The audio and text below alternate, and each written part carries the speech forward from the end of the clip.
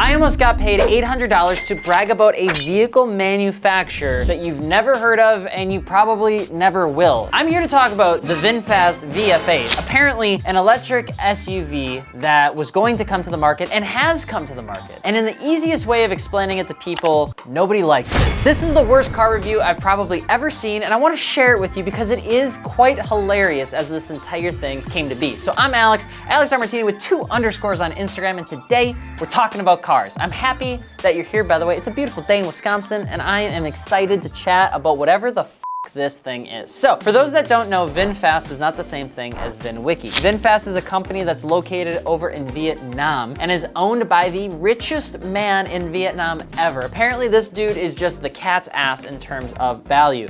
Just last year, the individual, I'll put his name up right here. I think I would like to pronounce his name as Nam Nhat Vuong. Apparently just got started and never stopped making money. So much so that when he had a rumor started last year, apparently this rumor costed him $450 million. This was a corruption rumor that happened apparently across Vietnam's social media, caused him to lose almost $500 million. That just goes to show how big this dude is in terms of money making, okay? And so he wanted to start an automobile company called Vinfast. Apparently using the term like Vin, I believe it is just like an overarching conglomerate of the amount of businesses that he has over in Vietnam. So he started this company in 2017, and barely a year later, Vinfast had over 3 gasoline powered vehicles available in Vietnam and an electric scooter factory. By 2019, he had chosen that he was going to complete an 827-acre automobile facility and that he wanted to get these vehicles over from internal combustion engines over into EVs. What came of that a few short years later is the Vinfast VF8. And where this comes into play is because a few months ago, I was sent an email where it asked if I wanted to review the Vinfast VF8. After reviewing the documentation and taking a look at what they were offering, it seemed to be a very loaded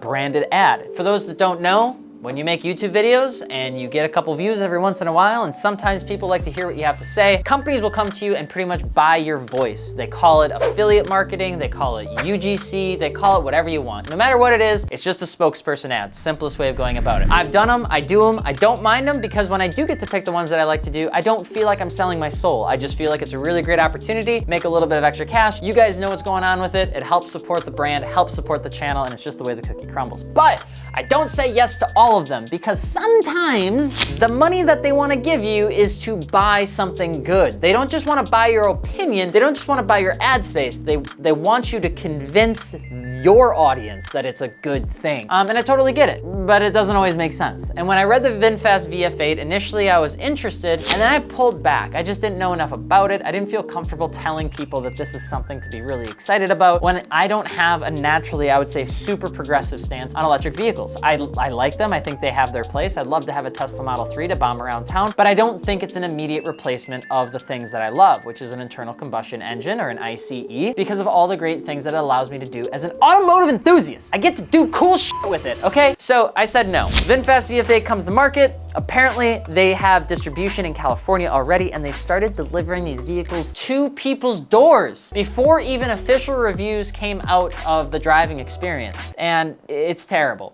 The reviews are trash. Apparently the VF8 uses an all-wheel drive electric powertrain and 2 electric motors. It makes around 350 horsepower out of the base model, but the Zippier Plus model cranks out 400 horsepower, which nobody really cares about because it's a 5-second 0 to 60. And in terms of where the vehicle ranks on electric SUVs out of what I would assume to be 15 or 12, the Vinfast VF8 comes out at 12. So it didn't really get, flying numbers. There's a whole lot of issues that came out with these cars. So much so that when Motor Trend grabbed the car to actually give their review on it, because obviously Motor Trend's gonna be one of those brands that goes and talks about cars, they had reported that apparently the HVAC system would only blow cold air below 80 degrees and only scorching hot air when it was above 80 degrees. There was nothing in between. There was a myriad of other systems on the car that did work, but not really in the ways that you would expect them to, right? Sit down in the driver's seat and the screen comes on, but no functions work until you buckle your seatbelt and put your foot on the brake. So you can't listen to the radio without your seatbelt on. Apparently, when you put the VF8 in reverse, to back out of a spot, the whole car just shudders violently. The parking brake doesn't release until you step on the accelerator, and once you do, there's no hold function. So you better keep creep mode engaged, otherwise it's just sending power to the motors. Disable creep and the car just rolls away in gear. Apparently the heat seaters get so hot that they were quoted as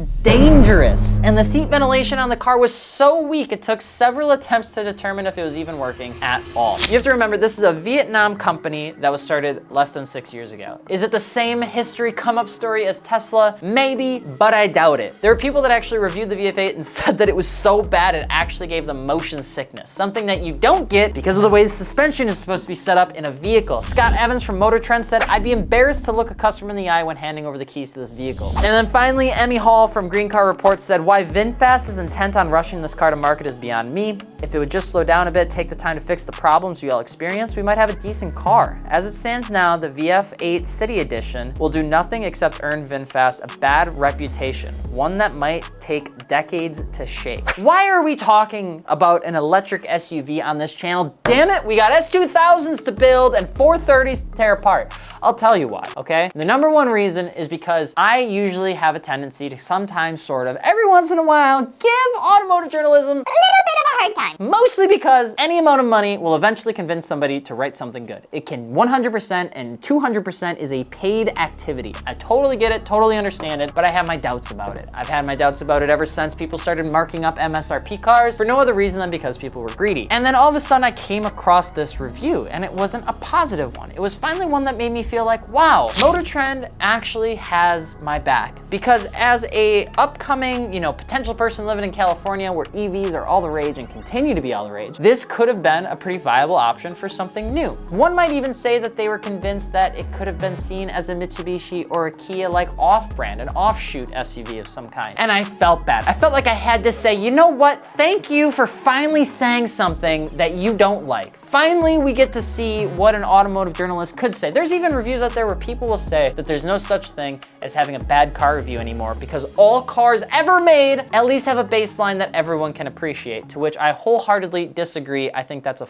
bullshit opinion, and I think that there are dog shit cars that come out every single year, but that's besides the point. Next up, we have the conversation on how the hell the car even came to be. One of the things I find really interesting is the whole EV conversation, how popular it's getting. Just in the market right now, they said that the total sales of EVs as a total market share of cars sold in the United States went from like 8 to 13% in the last year. That is nuts. I don't know how much of that is shaped just with California, but it is clear to see that every single car manufacturer still believes and is still prioritizing electric vehicle production over ICEs. Pretty much everyone outside of, I think, Ford, because they got the F-150. They make one every 8 minutes, and they finally came out with the Lightning, and they said, we did our job, go f off now. And Dodge is off just doing burnouts. So there is a growing need to talk about EVs. And I also think there's a growing need to hold them to the same level of expectation that we would come from the ICE counterpart, because they're trying to take them away. So if you're gonna take them away, you gotta replace it with something at the same, if not better. And I've had my fair share of electric vehicle use. I've had my fair share of experiencing what some of them are like, and some of them are really fun, but most of them are still missing their soul. And so how do you get past that? You make sure that when reviews come out on new vehicles, that they are in fact actually authentic reviews. And for the first time, and I think this has a lot to do with the fact that the company is based out of Vietnam, we finally got to see